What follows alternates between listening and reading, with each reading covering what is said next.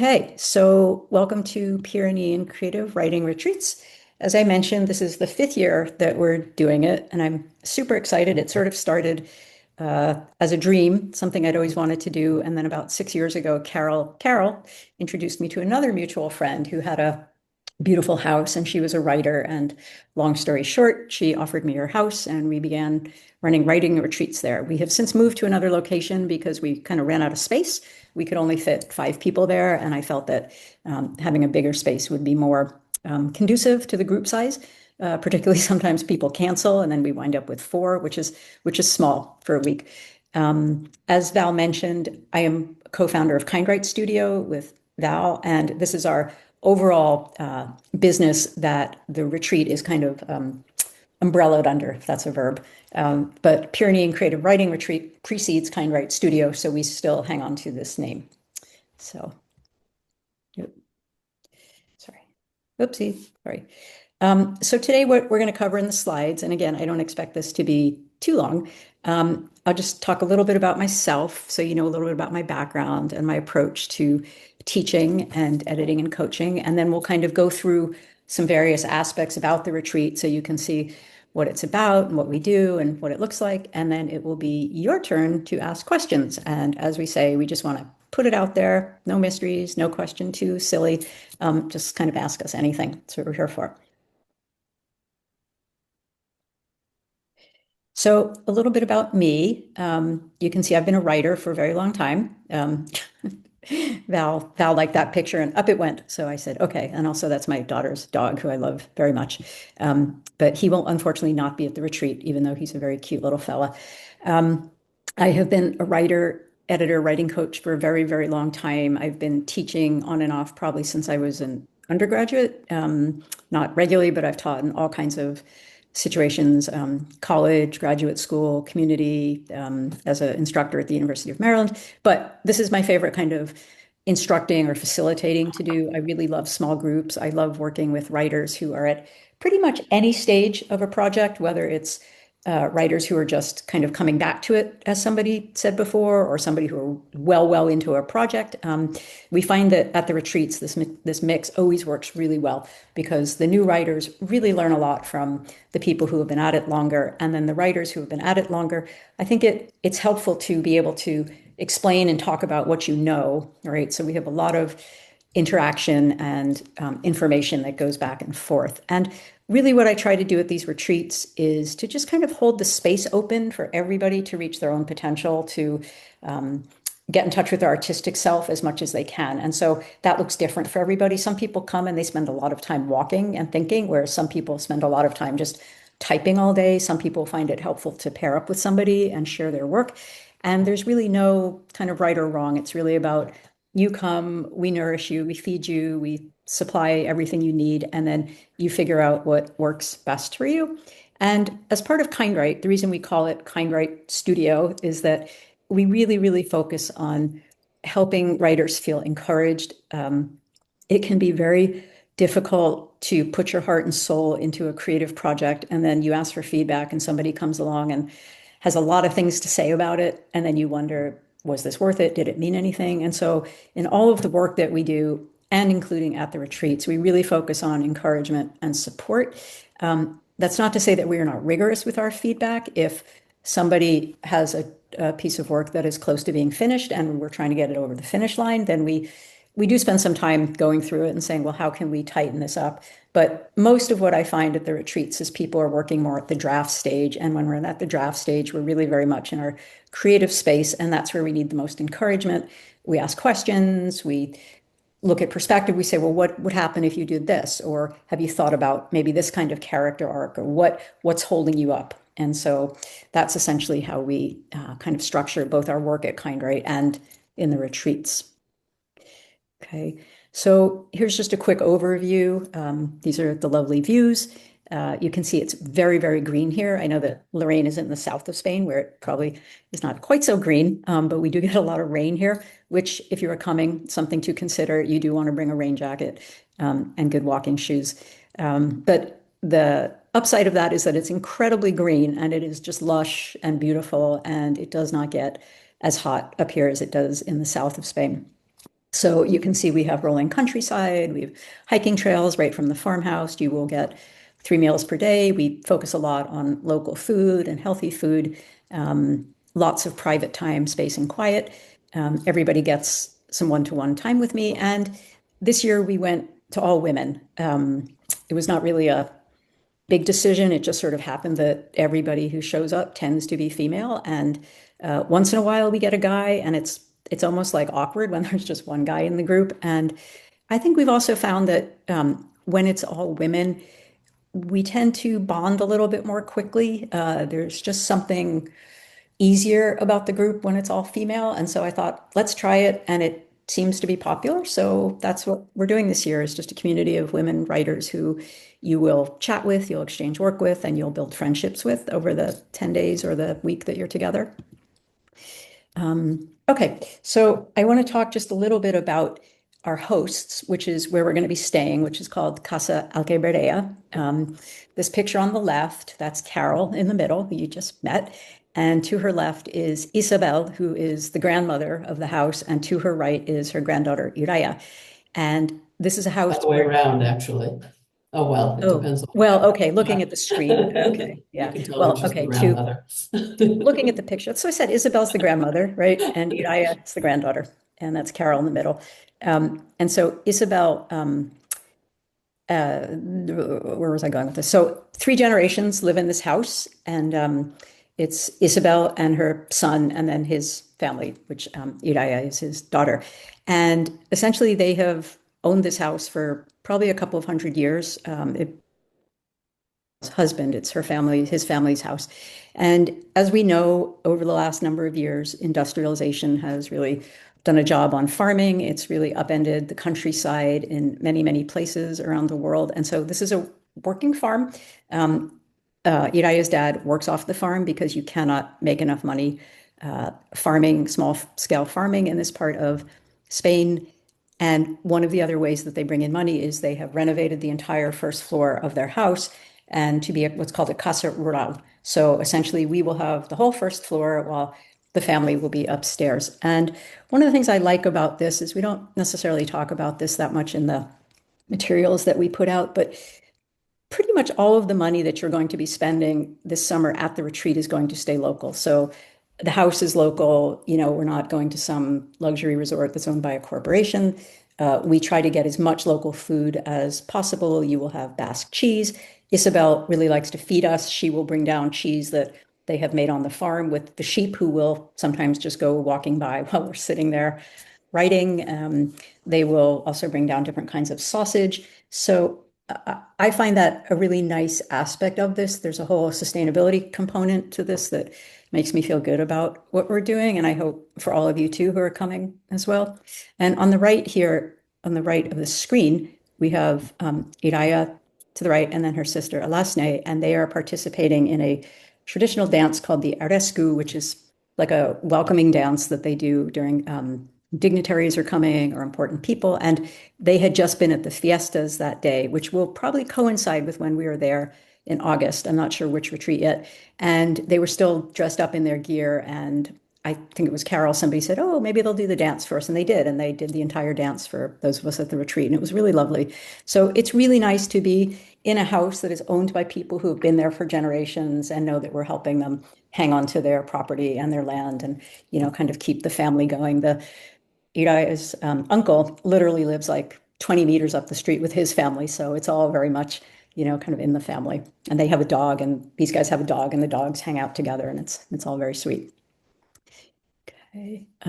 Just in terms of for you guys, everybody, you've seen this, everybody will have their own bedroom, you have your own bathroom, and you have a writing desk in all of the rooms.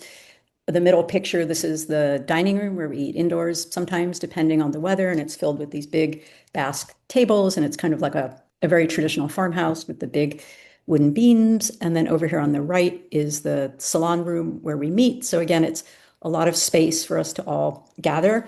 And you can see through this picture, hopefully, that there's a really beautiful view out there. So that's where we'll do our discussions in the mornings and afternoons. And then this room is free also for everybody to come and write when they're wanting to work on their own projects.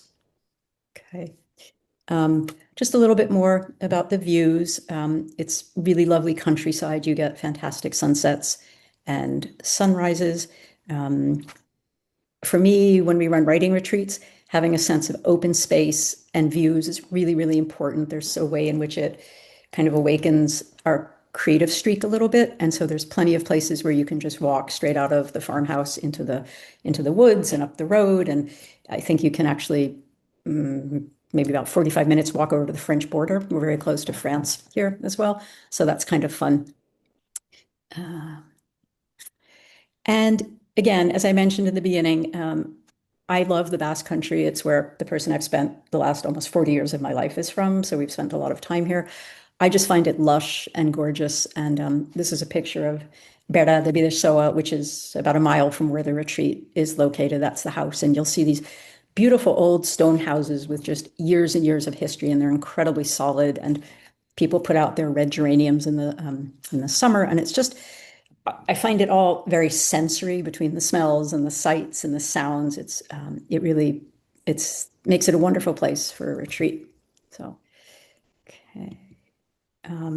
Okay, so I want to talk just a little bit about the writing itself, what that looks like. Again, this has been in a lot of the materials, but just to go over it a little bit for those people who haven't maybe seen as much, we do a lot of group work, and all of this is optional. If you are working on something that is not connected with some of the craft discussions, you are free to not attend. I won't be offended.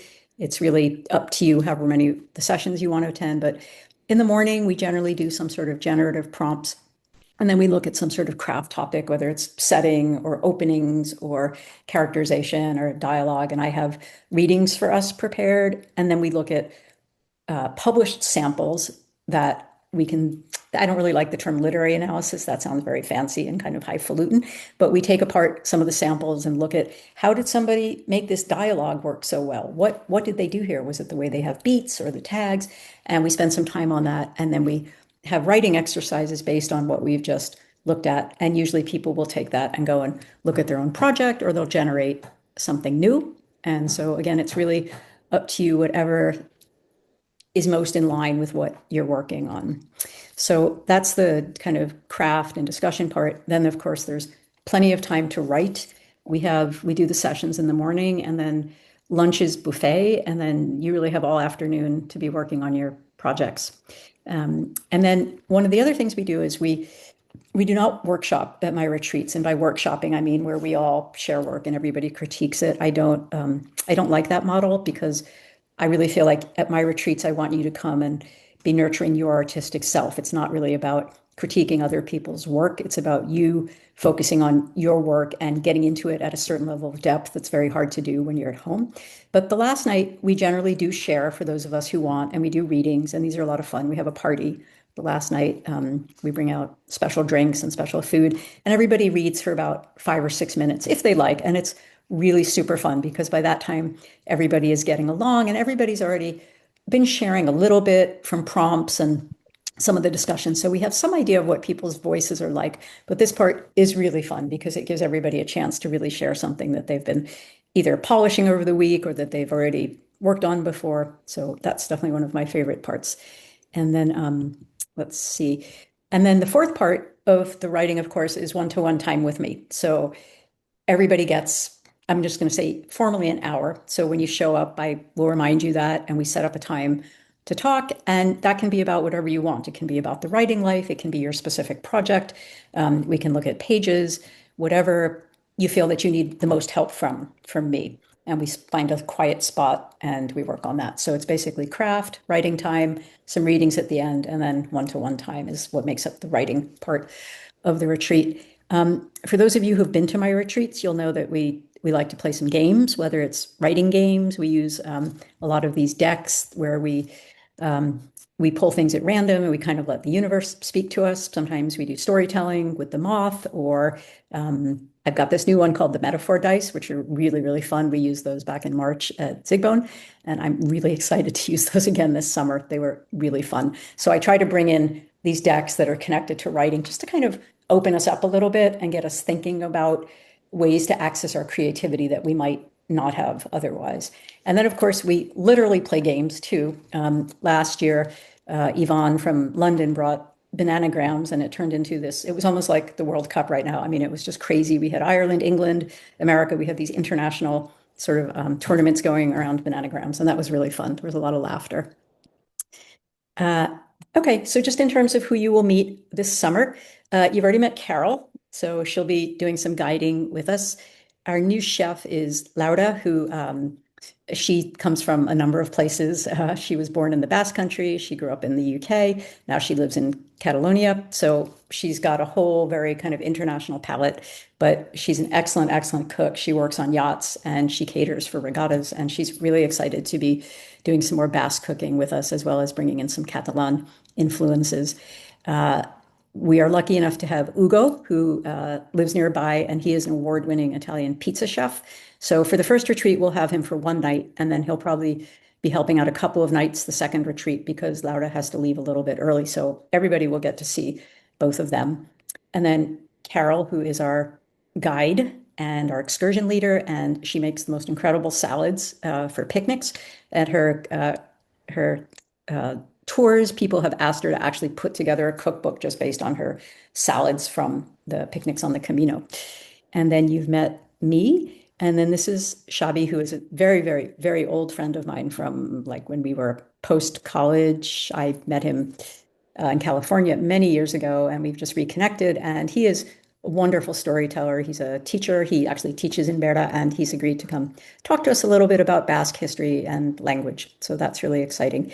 And then you can see Mord. He is the farmhouse dog, and he might very well be our beta reader if anybody wants to share their work with the doggy. Okay, and so just a little bit, the food, as I mentioned, it's quite international. We have breakfast is buffet, kind of serve yourself, and lunch is buffet, although people tend to sit down. But the idea is really for you to have as much time to yourself as you need during the day. So you're welcome to take a plate back to your room or to a corner if you're writing. And then dinner, we all usually sit down together, and that's a nice festive time. And you can see we have a lot of different kinds of food here. We do charcuterie plates. We have all kinds of traditional dishes.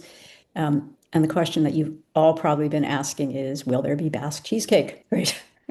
And the answer is yes. Both weeks we will have homemade Basque cheesecake, which, as it turns out, really isn't a traditional Basque thing, but it has become so phenomenally popular that most people around the world know what it is. My kids were just in, is it Japan or Thailand? And they sent me a picture of Basque cheesecake somewhere in Asia. It's like, okay, this is really a thing. But you will be in the heart of the Basque country, so of course we will have Basque cheesecake. So, Diana, a question about the food from Barbie. I think the answer is yes. Is vegetarian food an option? Oh, yes. Great question. Yes, it is. I am a vegetarian, and we do accommodate as many different food issues as we can. Sometimes it's a little bit challenging, but if we have enough advance notice, we are happy to do that. So the one thing that's a little bit challenging in Spain is vegan, although it can be done, but vegetarian is totally manageable. We've done gluten-free, we've done nut-free. Trying to think, Carol, what else have we had? Sometimes people just have allergies like to bananas or chocolate or avocados or something. So we make a big list and then we just try to look out for everybody. But yeah, great question.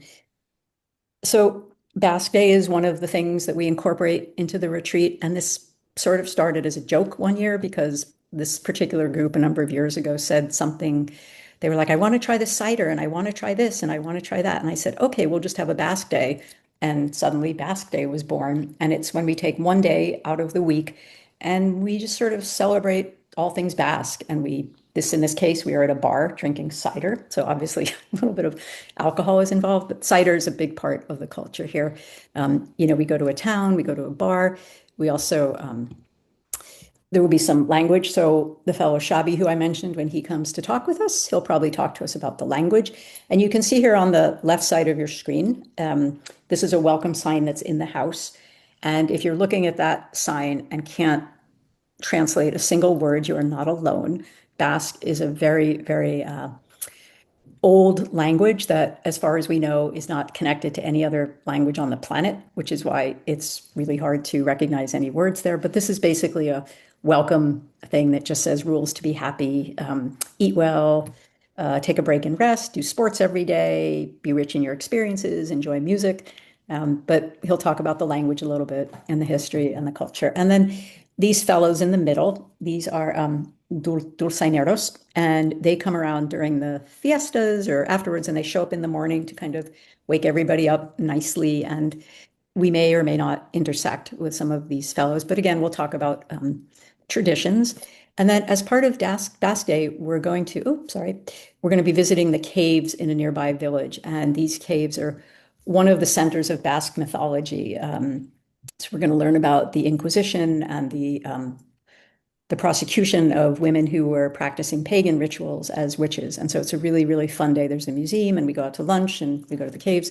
So that's all part of our the kind of the touristy part, I guess, as you were, the cultural immersion part of the retreat. And then, of course, there's, like I said, there's hiking right outside the farmhouse door. If it's super hot, we may go down to a village and splash around in the water a little bit. One of the reasons I don't put up a sort of daily agenda on the website is because we tend to be a little spontaneous here, because it's Spain, and sometimes you never quite know who's going to show up what day, but also because the weather can be really variable. So if we have a specific schedule and we're set to go on a hike and then it's pouring all day, there's no point in actually setting the schedule until about a few days before when we have the weather forecast. But we generally do everything that's on here. We just wait until a couple of days before to arrange the schedule, and you will have that when you arrive to the house. Okay, and just a little bit of logistical information to finish up. So where the heck are we? People have asked me that many, many times. Hopefully, most of you recognize this as the northern coast of Spain. This is France right here. So this is where Spain meets France. And here is Bilbao, which is where one of the bigger airports in the area is. And here is San Sebastian over here. And so you can see that Casa Alcaberrea is very close to San Sebastian. It's about maybe a 45-minute drive. So that's why we have everybody center into San Sebastian, and the taxi picks up from there and brings us to the house, and then it takes us back to San Sebastian. Okay, so that's the location. Getting here, I don't know if most people who are coming have already booked their tickets. I would suggest that you get to it pretty soon if you haven't, just because summer fares can start to escalate around this time of year. But this information is all on the website. Essentially, if you're flying in, you can fly into Bilbao, or a very small airport in San Sebastian. But from the United States, there is only one direct flight to the region, to Bilbao, and that's from Newark. And that's just a couple of times a week. Most other ways, you have to fly to a major city somewhere in Europe and then connect to Bilbao or San Sebastian. But the airport bus from Bilbao runs every hour, half an hour in the summer, direct to San Sebastian. So it's quite easy. And then we have, I don't know if anybody's driving. You can check with me if you are, but that's very easy. You just put it in Google Maps. The house is very easy to find. It's right outside the town of Bera. A number of people have said to me, where are we meeting? Like, where do we go? And so I just thought I would put in this slide. My son-in-law is really into AI, so I don't know, he just put together this is their dog again, like, you know, our taxi driver. This is not our taxi driver. This is Milo. Our taxi driver is named Iñaki, and he speaks human. He speaks English. Lovely guy. He lives in Berda, and he will be picking everybody up at the bus/train station in San Sebastian. And, you know, we will have the full list of who's going to be in the taxi. He will not leave until everybody is in the taxi. And I will, about a week before your retreat, I will put everybody into a WhatsApp group. And so you all have a chance to introduce each other once again. And then when he has the precise location, it'll either be in the parking lot or across the street. We will pin that, and that will arrive to your phone to show you where the location is. And so, you know, if anybody's feeling anxious about that, but there will be 6 other English-speaking women, all with suitcases, who look like writers, looking for the same taxi. And in fact, he will probably send me a picture of himself plus the taxi, so that everybody can find it. And of course, I will be in touch with any updates before your arrival. So it's really nothing to worry about. In fact, next week, I'm sending everybody who's signed up a list of what to pack. All of this information will be coming your way. So try not to worry about any of that. And here's a map of San Sebastian also, just to keep things quite easy. It's a very, very easy city to navigate. You'll notice there's a big body of water here. That's the bay on the left. and then the city is bifurcated by a river. And hopefully you can see this, but there are 3 bridges. So there's one by the ocean, a middle one, and then the third bridge just under the Gold Star to the left. That's where the train and the bus station is. So it's really all you have to remember is third bridge in from the ocean, bus station. So it's fairly straightforward. And so, Diana, excuse me, yep, we yep. have a question. Is there a place, do you happen to know, a place to store luggage in San Sebastian for the day? I believe so. The last time I was in the bus station, I did see lockers. Carol, I don't know if you've been there recently, if you happen to see that, but as far as, at least as of last year, there was, yeah. There are, they've just sort of revamped the whole bus station and train station. There are lockers, not a whole lot of them, but there are lockers. And then there are these other places I keep seeing popping up where just in town that will just store your luggage close to there. But we can figure out exactly those details and tell you, Right. Yep. precisely. And those are all great questions, and feel free to fire those to me at any time. But yep. So for those people who are flying in that day and then going to be waiting around, and if you might want to explore the city a lot, that's really important to just have a place to leave your luggage before the taxi comes at 5. So yeah, great question. And one more thing, Diana, I just wanted to confirm that you'll be in touch with all of the retreat participants via email to remind them of these local travel logistics, and you'll let them know about the taxi driver, et cetera, personally. Like they don't need to, No, yeah, exactly. So next week you will get a updated list from me with all of the retreat details, and this will all be in that. And then about a week before the retreat, I put everybody into a WhatsApp group. So we will have a chat. And then through that chat, we'll move over to the chat group rather than email, because it's just easier to send a text or a photo so that you know. And so if, for example, the taxi driver one year, like he had to move across the bridge, we just put a pin in it and said, you walk across the bridge from the train station and go 30 meters to the left, and there's a bus stop there with a picture of such and such, in the bus bay. So you will have all of that. And don't worry, nobody has ever been left behind from the taxi. So we will make sure you all get there. Yeah. Okay. And then just finally about the retreat, and then I just have a few more details. There is a big eclipse coming on August 12th, which is right between the 2 retreats. And this is kind of exciting. It's the first totality of an eclipse in Spain in, I believe, 100 years. And so this is going to be quite an event, I'm sure. And Carol and I have been talking about putting together a trip. So just very briefly, it would be August 12th. We can't really do anything about the date. That's when the retreat is. And the idea is we would leave San Sebastian about 5:30. The path of totality is about an hour inland from here. So we have a different van, another taxi driver, super nice guy named Aitor, who has volunteered to work with us. So what we were thinking of doing is having like a picnic dinner. So we'd bring a group together, and it would be anybody from either retreat, or even if somebody's in town or if somebody has a partner with them. This is open to anybody who wants to join. So Carol will be guiding, and we'll probably wind up at a park, and we'll talk about the landscape and geography and a little bit more history. We will provide dinner, your glasses for the eclipse, and the transportation. And the totality is around 8:30-ish. So probably we'd get picked up around 9, be back around 10. So it's kind of 5:30 to 10:30 sort of evening, afternoon. And we would need a minimum of 6 for the trip to run. And we haven't set the price yet because we're still waiting on some prices to come in, but maximum would be 110. And we're hoping to bring it down a little bit from that. And we will, when I send you the update next week, I will send a form where you can just express whether you're interested in doing that or not. And you don't have to worry about any of that right now. That's just to let you know, some people have asked about that, and we've gone back and forth, and now we have some interest. And so we're trying to put something together for that.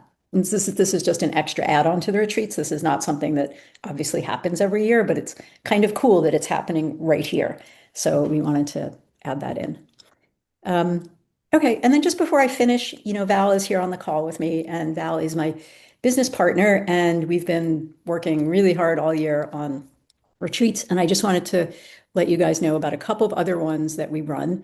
I know that LaRonda and Annette have been to some of our other retreats. So we have the Mother Load, which we run in Pennsylvania, which is a very specific retreat about working on areas of your relationship with your mother. It's a very instruction-focused retreat. It's not so much, I have to say, it's not the most relaxing retreat that we run, but people really, really get a lot out of it, and they learn a lot. And I've had a lot of people have talked to me about how transformative it is, because not only do they have new writing tools, but it really helps them reshape their feelings and their relationship and how they write about their moms and their whole family. So it's one that we're really proud of, and that's next year in April. And then as LaRhonda and Annette know, Zigbone Farm Retreat. This is in Maryland, not far from where Val and I live.